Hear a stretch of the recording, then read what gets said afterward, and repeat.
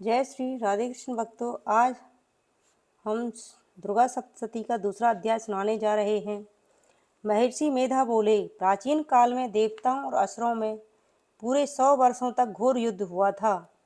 उसमें असुरों का स्वामी महिषासुर था और देवराज इंद्र देवताओं के नायक थे। इस युद्ध में देवताओं की सेना परास्त हो गई थी और इस प्रकार संपूर्ण देवताओं को जीतकर महिषासुर इंद्र बन बैठा था। युद्ध के पश्चात हारे हुए देवता प्रजापति श्री ब्रह्मा को साथ लेकर उस स्थान पर पहुंचे जहां पर भगवान शंकर और श्री हरि विष्णु विराजमान थे।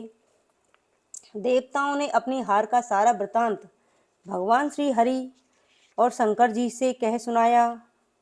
वे कहने लगे, हे प्रभु, महिषासुर सूर्य, इंद्र, अग्नि, वायु, चंद्रमा, यम, वरुण तथा अन्य देवताओं के सारे अधिकार छीनकर सबका अधिष्ठाता स्वयं बन बैठा है। उसने समस्त देवताओं को स्वर्ग से निकाल दिया है। वे मनुष्यों की तरह पृथ्वी पर विचर रहे हैं। दैत्यों की सारी करतूत हमने आपको सुना दी है और आपकी शरण में इसलिए आए हैं कि आप उनके वध का कोई उपाय सोचें। देवताओं की बातें सुनकर भगवान श्री हरि और शंकर जी को दैत्यों पर बड़ा क्रोध आया। उनकी भौहें तन गई और आंखें लाल हो गई। गुस्से में भरे हुए भगवान विष्णु के मुख से एक महान तेज निकला और उसी प्रकार का तेज भगवान शंकर, ब्रह्मा और इंद्र आदि दूसरे देवताओं के शरीर से प्रकट हुआ।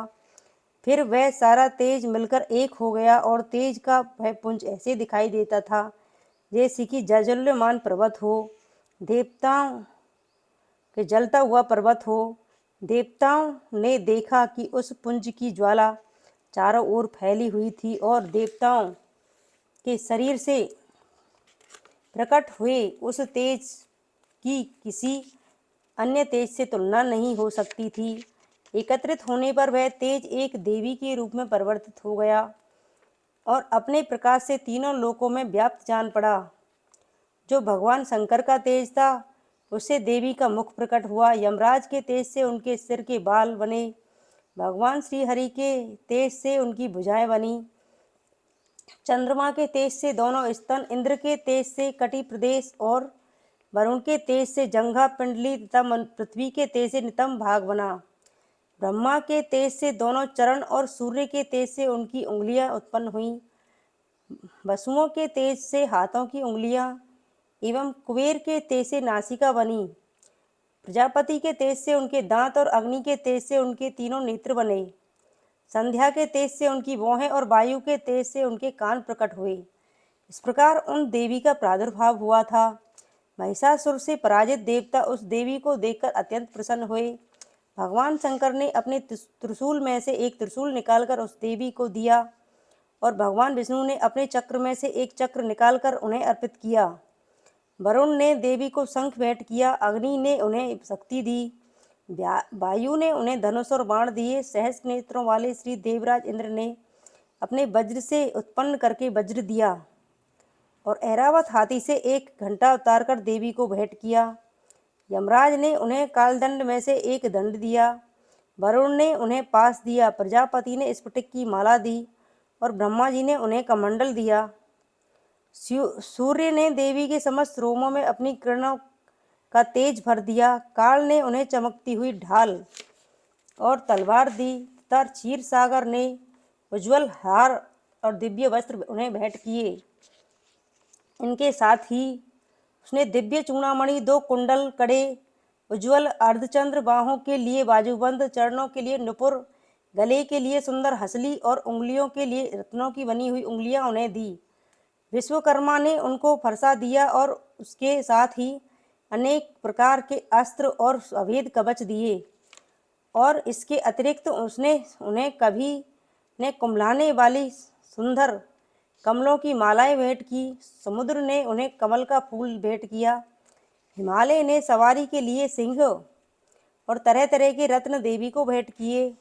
यक्षराज कुबेर ने मधु से भरा हुआ पात्र और शेषनाग ने उन्हें बहुमूल्य मणियों से विभूषित नागहार भेंट किया। इसी तरह दूसरे देवताओं ने भी देवी को आभूषण और अस्त्र देकर उनका सम्मान किया। इसके पश्चात देवी ने अट्टहास के साथ उच्च स्वर से गर्जना की। उनके इस भयंकर नाद से आकाश गूंज उठा। देवी का वह उच्च स्वर से किया हुआ सिंहनाद समा न सका। आकाश उसके सामने छोटा प्रतीत होने लगा। उससे बड़े जोर की प्रतिध्वनि हुई, जिससे समस्त विश्व में हलचल मच गई और समुद्र कांप उठे, पृथ्वी डोलने लगी तथा समस्त पर्वत हिलने लगे। देवताओं ने उस समय प्रसन्न हो सिंहवासिनी जगतमयी देवी से कहा, हे देवी, तुम्हारी जय हो। इसके साथ ही महर्षियों ने भी भक्ति भाव से विनम्र होकर उनकी स्तुति की। संपूर्ण त्रिलोक्य को क्षोभरस देखकर दैत्यगण अपनी सेनाओं को साथ लेकर और हथियार आदि से सजकर उठ खड़े हुए। महिषासुर के क्रोध की कोई सीमा नहीं थी। उसने क्रोध में भरकर कहा, यह सब क्या उत्पात है। फिर वह अपनी सेना के साथ उस ओर दौड़ा जिस ओर से भयंकर नाद का स्वर सुनाई दे रहा था, और आगे पहुंचकर उसने देवी को देखा, जो अपनी प्रभा से 3 लोकों को प्रकाशित कर रही थी। उनके चरणों के भार से पृथ्वी दबी जा रही थी। माथे के मुकुट से आकाश में एक रेखा सी बन रही थी और उनके धनुष की टंकार से सब लोग क्षुब्ध हो रहे थे। देवी अपनी सहस्त्र भुजाओं को संपूर्ण दिशाओं में फैलाए खड़ी थी। इसके पश्चात उनका दैत्यों के साथ युद्ध छिड़ गया। कई प्रकार के अस्त्र शस्त्रों से सारी दिशाएं उद्भासित होने लगी। महिषासुर का सेनापति चिछुर नामक एक महान असुर था। वह आगे बढ़कर देवी के साथ युद्ध करने लगा और अन्य दैत्यों की चतुरंगिनी सेना को साथ लेकर चामर भी लड़ने लगा। 60,000 महारथियों के साथ आकर उद्रग्र नामक महादैत्य युद्ध करने लगा और महाहनु नामक असुर ने 1 करोड़ रथियों को साथ लेकर तथा असिलोमा नामक असुर ने 5 करोड़ सैनिकों को साथ लेकर युद्ध किया। बास्कल नामक असुर 60 लाख असुरों को लेकर युद्ध में आ डटा। बिडाल नामक असुर 5 अरब रथियों सहित युद्ध करने लगा। इन सबके अतिरिक्त और भी हजारों असुर हाथी और घोड़ों की सेना साथ लेकर लड़ने लगे, और इन सबके पश्चात महिषासुर करोड़ों रथों, हाथियों और घोड़ों सहित वहां आकर देवी के साथ लड़ने लगा। वे सभी असुर तोमर, बिंदपाल, शक्ति, मूसल, खड्गों, परसों, पट्टासों आदि अस्त्रों के साथ रणभूमि में देवी से युद्ध करने लगे। कुछ शक्तियां फेंकने लगे और कोई अन्य शस्त्र आदि। इसके साथ कुछ अन्य दैत्य अपनी अपनी तलवारें हाथों में लेकर देवी की ओर दौड़े और उन्हें मार डालने का उद्यम करने लगे, मगर देवी ने क्रोध में भरकर खेली खेल में उनके सभी अस्त्र शस्त्रों को काट दिया। उसके पश्चात ऋषि और देवता देवी की स्तुति करने लगे और वे प्रसन्न होकर असुरों के शरीरों पर अस्त्र शस्त्र की वर्षा करती रहीं। देवी का वाहन सिंह भी क्रोध में भरकर दैत्य सेना में इस प्रकार विचरने लगा जैसे वन में दावानल फैल रहा हो। युद्ध करती हुई देवी ने क्रोध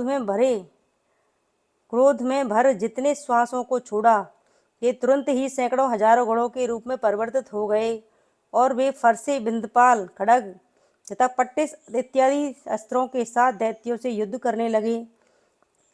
देवी की शक्ति से बढ़े हुए वे गढ़ों दैत्यों का नाश करते हुए ढोल, शंख, मृदंग आदि बजाने लगे। इसके बाद देवी ने त्रिशूल, गदा, शक्ति, खड्ग इत्यादि से सहस्त्रों असुरों को मार डाला। कितनों को घंटे की भयंकर आवाज से ही यमलोक पहुंचा दिया। कितने ही असुरों को उन्होंने पास में बांधकर पृथ्वी पर घसीटा। कितनों के अपनी तलवार से टुकड़े टुकड़े कर दिए और कितनों को ही गदा की चोट से धरती पर सुला दिया। कई दैत्य मूसल की मार से घायल होकर रक्त वमन करने लगे और कई शूल से छाती फट जाने के कारण पृथ्वी पर ढेर हो गए और कितनों की बाण वर्षा से कमर टूट गई। देवताओं को पीड़ा देने वाले दैत्य मरने लगे। कितनों की बाहें अलग हो गईं, कितनों की गर्दन कट गई, कितनों के सिर कटकर दूर भूमि पर लुढ़क गए, कितनों के शरीर बीच में से कट गए और कितनों की जंघाएं कट गई और वे पृथ्वी पर गिर पड़े। कितने ही असुर सिरों पैरों के कटने पर भी भूमि पर से उठ खड़े हुए और शस्त्र हाथ में लेकर देवी से लड़ने लगे, और कई दैत्यगण भूमि में बाजों की ध्वनि के साथ नाच रहे थे। कई असुर जिनके सिर कट चुके थे केवल धड़ से ही हाथ में शस्त्र लिए हुए लड़ रहे थे। दैत्य रह रहकर ठहरो ठहरो कहते हुए देवी को युद्ध के लिए ललकार रहे थे। जहाँ यह घोर संग्राम हुआ था वहाँ की भूमि रथ, हाथी, घोड़े और असुरों की लाशों से भर गई थी और अत्यधिक मात्रा में रक्तपात होने के कारण रुधिर की नदियाँ बह रही थीं। और इस तरह देवी ने असुरों की विशाल सेना को क्षण भर में इस तरह से नष्ट कर डाला जैसे तृण और काष्ठ के बड़े ढेर को अग्नि नष्ट कर डालती है। और देवी का सिंह भी गर्दन के वालों को हिलाता हुआ जोर जोर से शब्द करता हुआ असुरों के शरीरों से मानो उनके प्राणों को ढूंढ रहा था। वहाँ देवी के गणों ने भी जब दैत्यों के साथ युद्ध किया तो देवताओं ने प्रसन्न होकर आकाश से उन पर पुष्प वर्षा की। इस प्रकार श्री दुर्गा सप्तशती का द्वितीय अध्याय समाप्त हुआ। जय श्री राधे कृष्ण भक्तों।